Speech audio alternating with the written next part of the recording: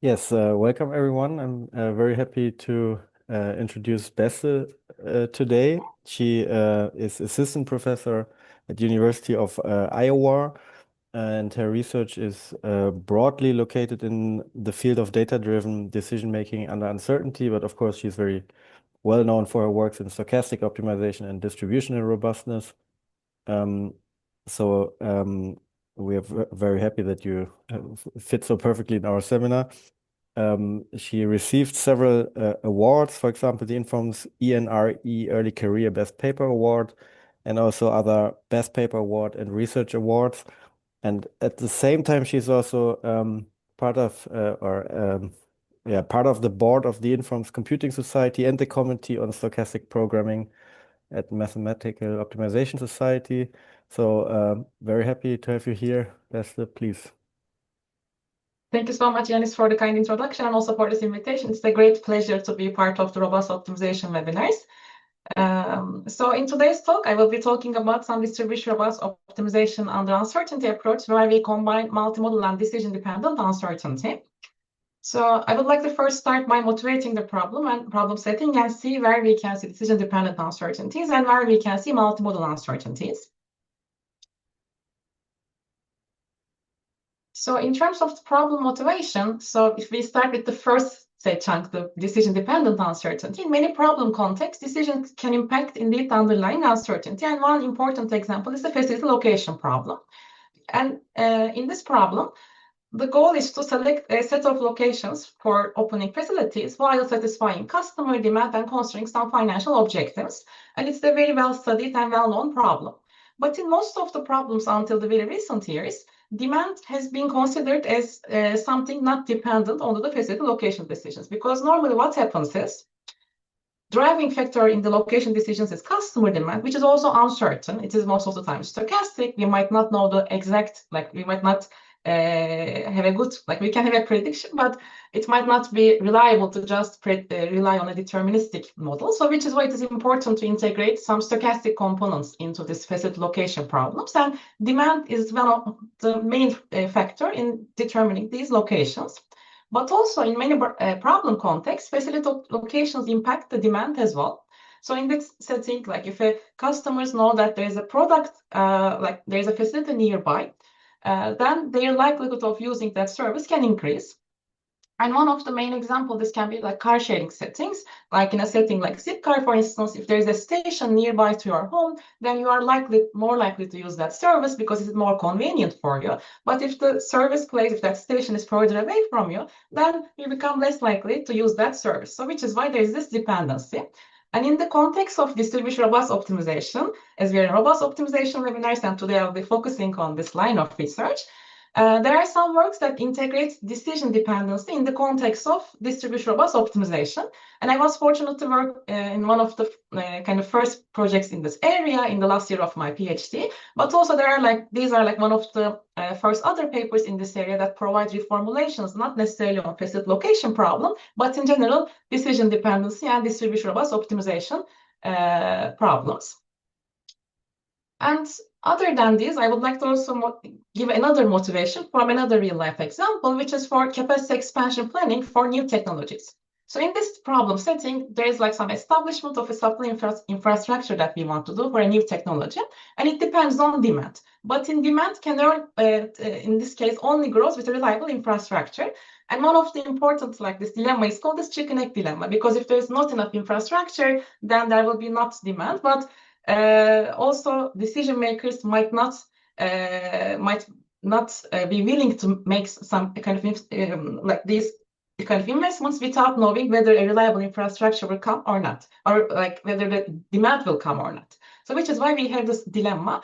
And in this setting, there can be if we have increase in this available capacity in the supply infrastructure, then it will be leading to this increased availability and convenience, and again, higher customer confidence and leading to higher demand. And one example is, in fact, in hydrogen network expansion planning problem, where we have this decision-dependent demand and chicken egg dilemma effect, where we can model with this framework. And more to come later in the presentation regarding this problem setting. And another important pillar in today's problem is in today's talk is the multimodal ambiguity.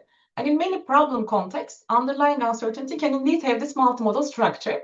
And this paper is like one of the pioneer papers that introduced multimodality in the framework of distribution robust optimization. And they're approaching for this from the Nice-Bender problems perspective. And they mentioned that like demand distribution can be multimodal by giving examples that like a new product can enter the market and it can be challenging to predict its demand. Or there can be a key customer, which is the one that is shaping the demand structure. And if they have been giving orders in different bulk amounts, then it can also lead to some multimodality in the underlying demand data. Or there can be a new competitor entering the market, and it can be challenging to predict the market reaction to competition. So if you fit a unimodal distribution, it can be misleading as you want to see the performance over over different potential reactions from the market. So considering these settings, multimodal ambiguity is also an important consideration to take into account. And also in the literature, the multimodality has been considered for facility location problem and also appointment scheduling problem, and also in a couple of other problem domains. And also there is another set of these in distribution robust optimization, like a recent set that we can call this that combines the stochastic programming and robust optimization, where there are certain events and these distributions can happen under these events. And we can associate in this context modes with the distributions. And also like the multimodal frameworks can be considered also as a generalization of these frameworks, where once we associate these modes and events with each other. And also I would like to give another motivation from real life, which is a problem that I have been working on. So in this problem setting, we have the planning of electrical vehicle charging station locations. And this is multimodality is something that we indeed see from our data sets. So in this setting, if we consider a state and we want to make the planning for in this area, we can observe that in different areas of a given state or a given county, we can have different demand patterns. And it is also something that we observe from this data sets, for instance. If in a given area, if there is higher gas prices and limited public transportation, then in this setting, people can be more likely to use different forms of transportation. And if they have an electrical vehicle, then they might be willing to more use their vehicle in that setting. So demand can be more sensitive to charging station accessibility because people are more willing to change their travel mode, considering the limitations in public transportation and in higher gas prices. On the other hand, if we have the other case, say we have lower gas prices and we have convenient public transportation, then the different options like the conventional cars or the regular public transportation can be more convenient. So in that sense, demand can be less sensitive to charging station accessibility. And we can also see this depending on the other features in underlying data sets. So which is why it becomes important to integrate the multimodality into this decision-making frameworks. So overall, in this talk, once we see this motivation from two perspectives, like decision-dependent uncertainty and also multimodality, we want to combine these two frameworks into one. So our research question here is how we can effectively integrate this decision-dependent ambiguity and multimodal ambiguity, such that we can have this improved decision-making frameworks under the distribution robust optimization umbrella with computationally tractable formulations and solution approach. And to do that, we propose a new modeling framework. And before that, this is a joint work with Xian Yu from Ohio State University. So in this framework, we consider a two-stage distribution robust optimization problem. So it is the problem of interest. So we have the first stage decision y that we want to model. So we have some cost function for our first stage. And then in the second stage, we have our second stage function h. And the critical part here is that this is a distribution robust optimization problem. The distribution of psi is p, and this p is coming from the set theta y in the setting, which is dependent to our first stage decisions. So then how can we define this theta y is our next question. So in that setting, this this P, we consider it's coming from a mixture of L distributions that can be associated with these modes, and it can be chosen from the following set. So we propose this set where we introduce this decision dependence in both layers. So in the first layer is this PL, where it accounts for the mode uncertainties in here. And in the second layer, we have this U and Y set, which corresponds to given a mode, what is the underlying distribution is the second set that we are considering in here. And In this set, we have this decision dependence, as I was mentioning, in both layers of uncertainty. So now the next question becomes how we can reformulate this problem, because it is now challenging. It integrates challenges from both sides. So first, we start by modeling our mode uncertainty, like the first part in here. And to do that, we have a generic set to begin with, which is a phi divergence set that we use. But since we want to also obtain computational tractable formulations, we focus on two cases under this phi divergence. So one of them is the variation distance setting. So this is a good setting in the sense that, like, say we have this reference distribution p hat y, and then we consider like certain sets of mode distributions around that. And the good part of this formulation, or good part of this set, is that it has a polyhedral representation, so which is why it can be helpful for us in the further reformulations. And we have the second special case, which is under the chi-square distance. So this is a nonlinear function, and by this way, by using this, we can lead to some, we can obtain some conic reformulations for this problem setting. And also we can have the special case, which is a singleton case. So in this case, for instance, if we know the mode probabilities, then this set turns into a singleton. So then you can just have the uncertainty in the second layer, but in the first layer, you still have uncertainty, in fact, because you still capture the mode probabilities, but you do not capture the uncertainty around the mode probabilities in the setting. So we can consider different cases depending on the problem formulation. And then how we can integrate this to the full problem. So this is a reformulation where we take first this duality-based result by considering the first layer of uncertainty, this set that we have, by considering this phi divergence set essentially for our delta set description. And then we obtain the setting here. So then in this setting, like the next question becomes how we can represent this phi of L, because it is the worst case distribution for each of the worst case expectation that we have for each of the associated modes in our problem setting. And if we have some affine decision dependency assumptions, which I will be explaining over some examples shortly, then and if we use variation distance in our problem setting for modeling our mode uncertainties, then we can come up with a mixed integer linear programming reformulation. But if we use the chi-square distance, then in that setting, we can come up with some mixed integer second-order conic programming representations. For the sake of time, I will be skipping them in the presentation, but in our paper, which I will be showing also at the end, it's available online, you can find the other reformulations as well. And by this affine decision dependency, it depends on how we model the dependency between our decisions and the ambiguity sets. And also we can consider like the special case, like in this one as well, because in the previous one, we discussed a special case for the singleton for the mode uncertainties.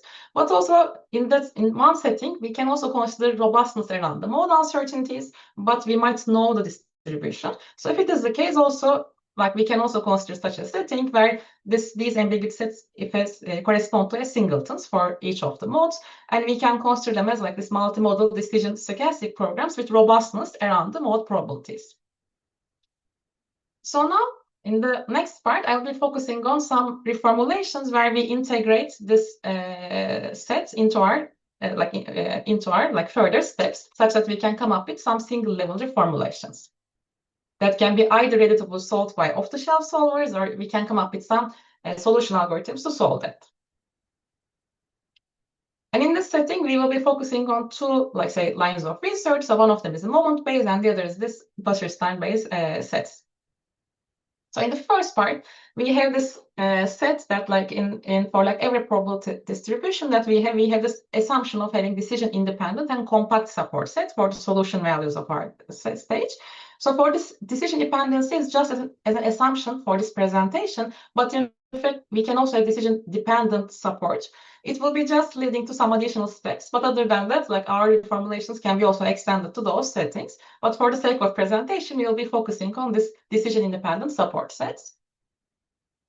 And in this case, we consider this moment-based ambiguity set where we have this our set is we have this first the set of all probability measures that we consider on this compact support set. And then we consider these moment functions to be upper and lower bounded. by some functions which are dependent on our first stage. So as you can see, these are also functions of our first stage, and these are some moment basis functions. And I will be also shortly giving an example what these functions can correspond to in practice. But once we integrate this into our like big set, onto our like this first formulation essentially, what we can come up with is this reformulation, where like if we have certain assumptions, then we can have the single level reformulation. But the thing is that this is a semi-infinite optimization problem, because we have this like last constraint, and here is written for each like realization or each like element of our support set. So which is why if we want to solve it, we should do some steps further, which I will be discussing shortly, for how to come up with a solution algorithm for solving these problems. But if we want to say have an approach which is like directly solvable by the off-the-shelf solvers, then we consider a finite support set and make some assumptions on, say, how we model this lower bound, upper bound functions and this moment functions and this PL functions, such that we can come with some tractable reformulations. So for this setting, we consider like first and second moment information under a finite support set. And in here, these are just, we consider some linear dependency to our first stage decisions Y. So under this setting, under the special case, and we assume also this type of dependency, which are affine dependency to our first stage decisions. So here we have this mu of Y, like the mean function in here is described in this form. So we have this like baseline demand, or like say it is demand or baseline mean in this case, say mu in here, and it can increase, for instance, with some, like as you open up more facilities, your demand can increase. Or we can have this like the second moment information that can be modeled in a similar fashion. And also in here differently, we also have the mode probabilities to consider. So some events can become more likely to happen if like some can happen depending on the first and first stage. So by that way, we can also account for this dependencies in our formulation. So by that way, in fact, we can come up with this like variance, like under say variance distance for the first layer of ambiguity and moment-based ambiguity for our second layer of case. Under these assumptions, we can obtain a mixed integer linear program using McCormick envelopes. Also, if we have this binary value for the first stage, binary variable for the first stage variables, but also these reformulations will be valid even say like our first stage is not binary, but we can we just have it such that like once we have these bilinear terms, we can use McCormick constraints in an exact manner, but otherwise we can still use the similar set like lines of reformulations, or we can do some other steps if we have different types of variables. And secondly, we have the distance-based ambiguity sets. So in that line, for instance, we can consider like say we have this kind of empirical distribution for each of the modes. And if we have this type 1 Basciftci ambiguity set, so in this setting, we want to integrate now this into our framework. And we have also considered now the second stage problem explicitly. So in that setting, in the second stage problem, we consider this generic form where the uncertainty term psi can appear either in the objective or in the constraints in here. And we have the first stage variable Y. But in our reformulations, we will be focusing on, in this presentation, the objective uncertainty case, which simplifies further things for the presentation. But also we have the constraint uncertainty and other cases, which we have in our paper, but we skip in this presentation. So in this setting, under this uncertainty, like once we plug in this function into our like overall set, we can come up with this following reformulation. So in here, we consider a polyhedral support set. And the good part is that, again, under certain assumptions, we can come up with a mixed integer linear programming reformulation of this problem. And in this setting, what can be those assumptions? We can assume this that data samples and this nominal mode probabilities affinely depend on binary value to our first stage decision. And if this is the case, we can come up with this mixed integer linear programming reformulation. So then, let me go back like one step. So these are for special cases where we have the like these reformulations. But what happened? We have this like sets that we were discussing at the beginning. For instance, for moment-based sets in here in the problem that we have. So say what happens if this psi is this continuous set, and in this case, let us consider like a polyhedral set in the setting. So then we can do a reformulation for this last constraint in here. So for this step, we can just like make this to the right-hand side, and since this is written for each element of psi, we can write this as a maximization problem in this setting. So then we can design a separation-based solution algorithm using this constraint. And we call this like the separation problem in here with this phi L function, which depends on the first stage decisions. And in this case, like we consider like just the form under this objective uncertainty such that we can come up with a linear separation problem under certain assumptions, but also we can think of more complex problem where we have some bilinear structure or our separation problem might be nonlinear. But for the presentation, I will be having the objective uncertainty case, but later also I will be talking about an application in which we do some reformulations for a nonlinear separation problem. But in here we have this like separation problem to solve, and we take the dual of our second stage problem. So this set corresponds to our second stage problem's dual, and we have the support set in this case. And in this problem, we start by solving a relaxed version of the problem, which is our master problem. We obtain our first stage decision, and then we solve the separation problem and add cut to the master problem in case of these violations. And we can say that like under certain assumptions, this algorithm converts in finitely many iterations to the optimal solution. And how we can prove that? So this we can say that essentially like under a feasible solution, this problem corresponds to a convex piecewise linear function with a finite number of pieces for every mode. So which is why we can see the convergence of our algorithm for this special case. But also we consider other potential cases depending on the underlying problem. And one other thing that we want to discuss is the value of multimodality, because we propose a framework where we integrate this like multimodality and decision dependency.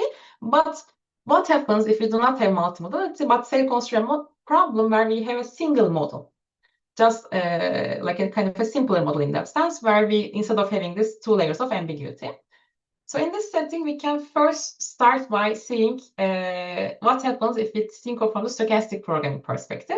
So say we have like two distributions, like say one of them is multimodal, the other is like, or like one of them setting is multimodal, the other setting is single model. And if we don't have uncertainty in our like modes in this case, we can think of these two settings to be equivalent. Say we have these distributions P1, P2, and the realizations from there. So we can consider these two settings, but things change if we integrate robustness around our uncertainties, or if we take more kind of ambiguity. So in that setting, we can show that the multi-model's sample cost is less than or equal to the single model's cost, and this gap can increase when the rho, which is the uncertainty parameter that we have for calibrating our mode uncertainty, increases. And how we can prove this? So in fact, proof comes from the fact that the multimodal ambiguity set can be shown as essentially a subset of the single model ambiguity set. So which is why the single model sets become more conservative by considering a larger ambiguity set. And we can prove this for both of the cases by depending on how we construct our single model sets. To do that, we first showing it over the moment-based setting and then over the distance-based case. So what can be like a potential, say, single model counterpart of our problem? So in this setting, instead of having the first ambiguity set that we discussed at the beginning of the presentation, we have this alternative case where we have the say theta prime as this alternative set. And in here, we consider the union of our support set.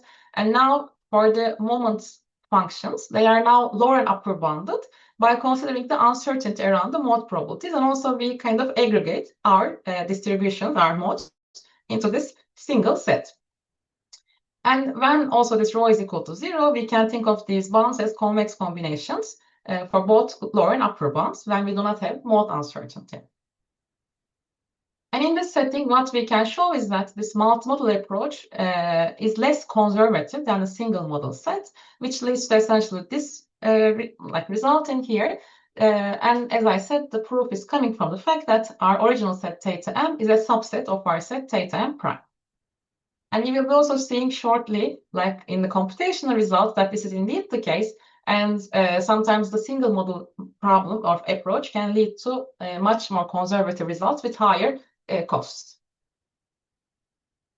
And similarly, we can do this for the distance-based setting where we consider this like larger ball, and also we combine our we first have this like combined reference distribution, and then also we have this setting to combine our mode uncertainties into a single set. And similarly for the distance-based result, we can obtain the same result. And as I said, in the computational study, we can show this in practice as well. So finally, I would like to talk about how this approach performs, and I would be also then talking about a couple of applications where we can use maybe not the multimodal or not like some parts, but we can use some concepts from these settings, which I think can be helpful for different problems as well. So for this one, we consider the facility location problem in the setting. So we have as our first stage variable as y, which is the binary variable that we are considering. And then in the second stage, we have this like transportation problem where we have the like yi variables is 1 if we open facility in the first stage.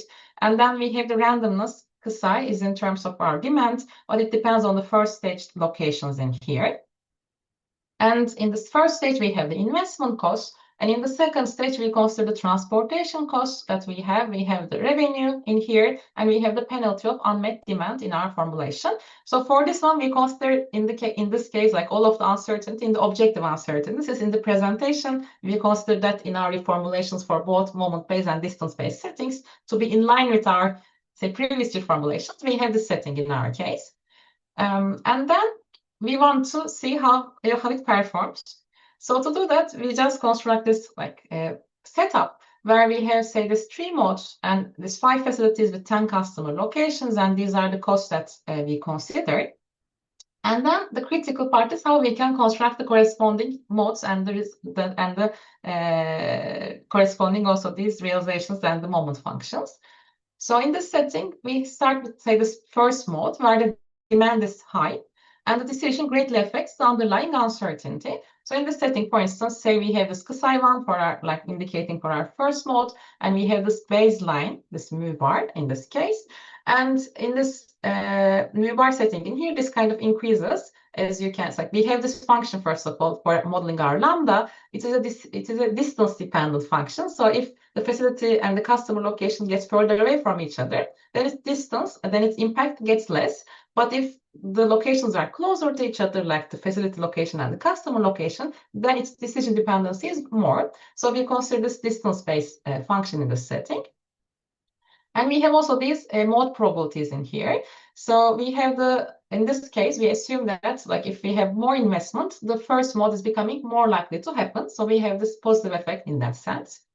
And in the second mode, we consider the case where demand is low. And we have the case that decision is now moderately affects the underlying uncertainty. So here, like this like multiplier that we have here to indicate this decision dependency is on the lower end.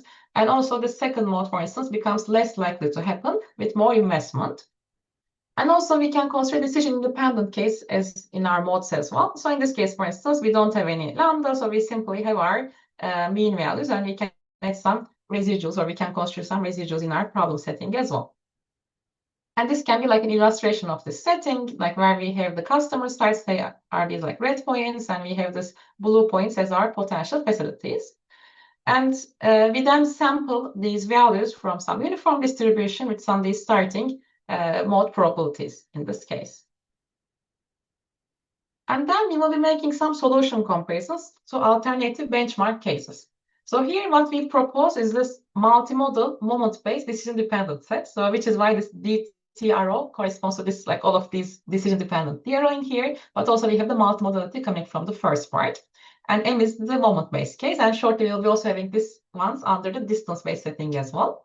And then we have the single model moment-based setting where we have this like unified ambiguity set, and we have the multimodal moment-based set. So this is a set where we keep the multimodality, but we ignore decision dependence. So which is why this is multimodal, but still multimodal, but it does, and DRO, but it does not have the decision dependent component. And then we compare our solutions under these 3 different approaches. And in this case, this value in here corresponds to how say robust we want to be around the moment uncertainties that we are considering in our like ambiguity set for each of the modes.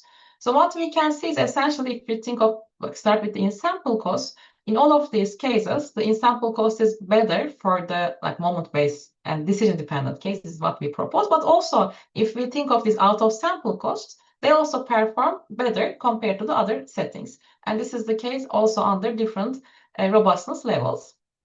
And we can also observe a similar results once we make this comparison in the distance-based ambiguity sets. where we make comparisons against a single model and multimodal counterparts. And in the setting also we can have a note that, so these corresponds to the radiuses that we have in our ambiguity set for our distance-based setting. And if we have this to be 0, then we just consider uncertainty around the mode probabilities, but we can consider the subsequent problem as a stochastic program because we consider that empirical distribution as our, say, main distribution in the subsequent reformulation. And also in these cases, we can observe that the what's like multimodal decision dependent one performs both better in terms of in-sample and out-of-sample costs in this problem settings. And also we want to evaluate how the results change if we play with different robustness levels. So rho is equal to 0 corresponds to the case where like we assume that we know the mode distribution, so they are still stochastic. So those mode probabilities, like those modes come from some probabilities, but we do not assume uncertainty around the mode probabilities. And if rho increases, then we consider higher level of uncertainty. So in the first two figures, we compare multimodal and single model approach, where both of them are still decision dependent. So we keep that part, this independency, but just compare within that multimodality and single modality. And as we can expect, like as we show in the theory part, indeed the multimodal models are less costly, so they lead to lower in-sample cost, and the dashed line ones correspond to the ones with the single model ones, leading to higher costs, and this cost increases as we increase our robustness levels. And also, if we want to evaluate them over some kind of out-of-sample cost, we can observe also similar setting where the dashed ones in here are the single model ones, and their results, like their cost increase significantly, but the multimodal one seems to be more reliable, and their cost does not increase that much, even if we increase the robustness levels. And similar observations apply if we compare multimodal decision dependency and multimodal decision independent, like the regular DRO. And in this setting, again, the dashed line corresponds to the case where we have the decision independent model, like say the more traditional model, but still multimodality integrated. And we can observe similar performance from the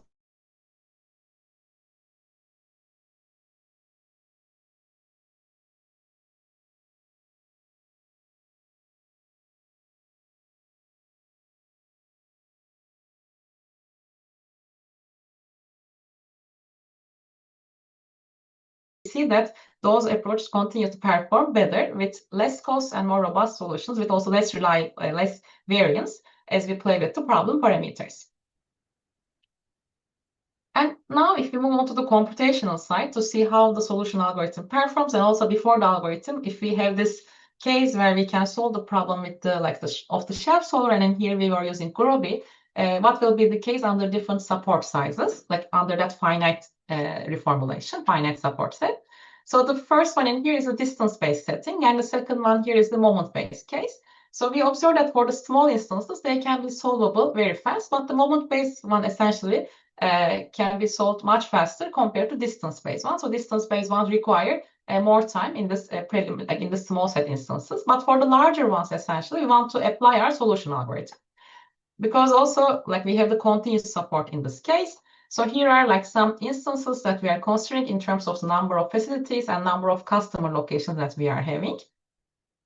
And just to have a benchmark, so we cannot have like for the set, like we do not have an exact equivalent to solve by the solver because we have the continuous support set. So which is why we try to approximate it by sampling support values from the continuous support set that we are considering. So here by k is equal to 200, we consider sampling 200 as our like support size from this continuous support set to see how we can solve this problem.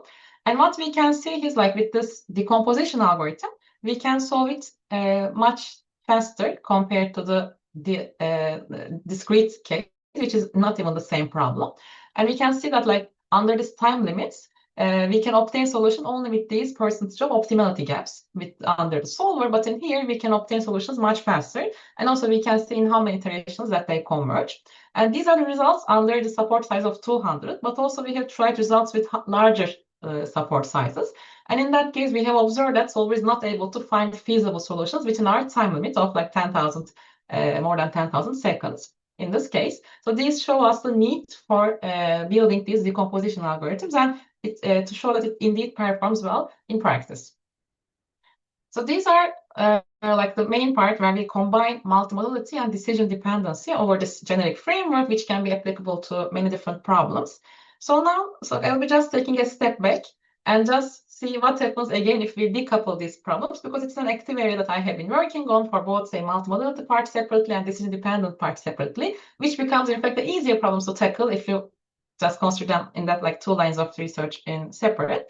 So with two of my PhD students, I have been working on like in 1 line of research with decision dependent setting where we do not have multimodality, but just decision dependency. And also I was working on a setting where we consider multimodality. In this case, which happens in maintenance and operations scheduling problem in power systems. Come up with some reformulations and solution approach for this case, but I'll be skipping that in this presentation, but I will be mentioning more about like the first problem involving this hydrogen network expansion planning, which is motivated from a real life setting in Netherlands, where the goal is to like with this for this new like say hydrogen plants or hydrogen say facilities like to put with some capacity. So it's essentially a multi-period planning problem and how we can model this setting. So in this case, we have this uncertain decision-dependent demand, and we have the binary variables xit, which equals to 1 if a hydrogen facility is open at a candidate's location. And also we decide the variable, like in the first stage, the production capacity. So we add capacity decisions into our first stage as well. So we have 2 types of decisions in this first stage problem. And in here now, because of that, we can think of our ambiguity set depending on this both decisions, x and y decisions for this problem in here. And the second stage function f under the first stage decisions and also this Xi realization, we have this operational decisions that come from hydrogen production and imported hydrogen and transportation between these nodes, which is coming from essentially for this transportation type of problem.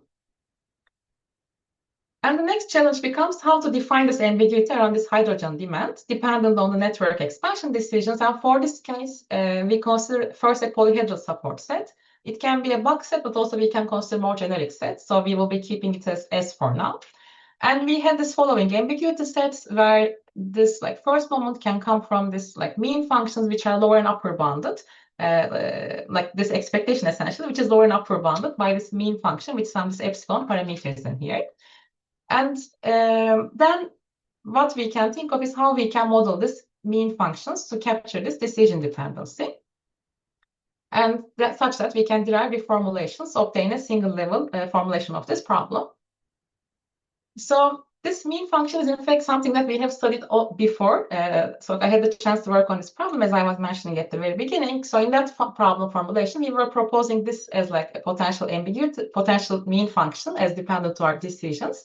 So in this setting, for instance, we have this baseline demand and it can increase, but also we consider this piecewise linear demand function because under a certain level, it can reach a market capacity. So which is why at some point, which is this point in here, that increase in demand can stop. So we have this potential decision-dependent relationship. But in here, we have also this continuous capacity variables in our first stage. So which is why we want to extend this framework for this capacity expansion planning setting. So in this one, what can be done? So we can think of discretizing essentially our y variables in here by thinking that, so we have some lower and upper bounds, some ranges, and we can keep track of which range our capacity is in, such that we can model the decision dependency based on that. So we introduce this binary variable e to keep track of which range it belongs to, and then we can construct a similar moment function by taking into account this relationship in here. And the next step is how we can integrate this into our formulation. So under a finite support set, we can obtain a single level mixed integer linear programming reformulation, which is nice and good under this like piecewise linear mean function. But also we can consider the set where we have continuous support, because in that case, we have a semi-infinite optimization problem like the one we discussed if we have a polyhedral support set, for instance, which is not directly solvable, and we can do some further reformulations and solution techniques for that case. So this is the single level reformulation that we can have, and it is valid for both, say, continuous and discrete case, but say we write it for the discrete case in here. But this reformulation can be helpful for us as we design a solution algorithm for this setting. And for this case, we have a Kalman constraint generation-based solution approach where we start by a master problem, including a subset of the important scenarios. And then we solve sub-problems like, to identify scenarios to be added in the next iterations of this approach. And also we can, we work on some computational enhancement by including inexact master problem, the composability of the sub-problem, and addition of warm star solutions to improve this solution technique. And also, as an alternative approach, we also implement, for this case, like a cutting plane-based typesetting to see what happens, which one performs better for this problem case. And here we have two, say, sub-problems or two separation problems that we can consider. So if we have finite support, then this is nice because we have a linear sub-problem. But if we have a continuous support, then what we can do, our problem, because then in that case, once you take the separation problem and obtain it, then we come up with a nonlinear problem because our objective is some bilinear terms. So in that sense, we can do different techniques, but in here, we tried by adding complementary slackness conditions to remove that nonlinear term in our formulation. So, but the thing is, once you add complementary slackness constraints, then they are also nonlinear. So, but the good part is they can be linearized, exactly. So in that case, we can, if we can carefully select our big M values. So in that sense, with this big M basic formulation, we can reformulate the complementary slackness constraints and then come up with a mixed integer linear programming alternative representation for the separation problem under a general polyhedral set. And if we can make some further assumptions on the form of the polyhedral set, for instance, if it's a box type set, then we can also derive some further results by exploiting the properties of that support set, which is also turned into a different mixed integer linear program for that specific support set. And what happens if we just try this computationally? So here, these are some approaches, the CCG plus is what we propose. So here, this is referred as benders, but it's essentially a cutting plane, not exactly benders. So I just want to highlight that it's just more like a cutting plane based approach in here. So we have this CCG plus, and we can observe that under different instances, it performs well for this problem setting, showing its performance. And then, if we also value the integration of decision dependency, we can observe that we have, these are different locations that we have here and how the capacity changes over time. And what we can observe is, once we integrate this decision-dependent effect in our problem formulation, then it really changes how the demand, how the capacity allocations change over time. So now, if this was just some results, if we consider this decision-dependent uncertainty and how we can integrate that. But in today's talk, the main focus was to combine them. So which is why I want to now go back to our initial setting to see what will be the main takeaways from today's talk, where we combine these two sets in here. So we propose this multimodal decision-dependent framework that integrates this multimodality and decision-dependent DRO setting. And if we just give a summary in terms of the problem formulations for the tractability results, so if we assume this, we recall that we start with the generic set for this delta, but if we consider a variation distance set under the moment-based setting with some certain affine decision dependency assumptions, we can come up with mixed integer linear programming formulations for both moment and distance-based settings. And this can be a mixed integer second-order conic-based formulations if it's a chi-square distance set. And also we can theoretically show that, and also we showed computation later, the value of multimodality by measuring obtaining the cost of these multimodal and single model models in here, where the cost of the multimodal is less in the in-sample cost in theory that we can show, and it's also the results in both out-of-sample case as well. And in terms of value of decision dependency, also these models are more providing more benefits compared to the model that ignores decision dependency if the ground truth, if the underlying problem has this decision dependency that needs to be considered. And also for this setting, we designed a separation-based decomposition algorithm which provided significant computational speedups for our problem setting. And finally, before I conclude, I would like to just highlight the work that we have been currently working on. So in this case, we want to integrate context information and data more into this multimodal decision-dependent framework.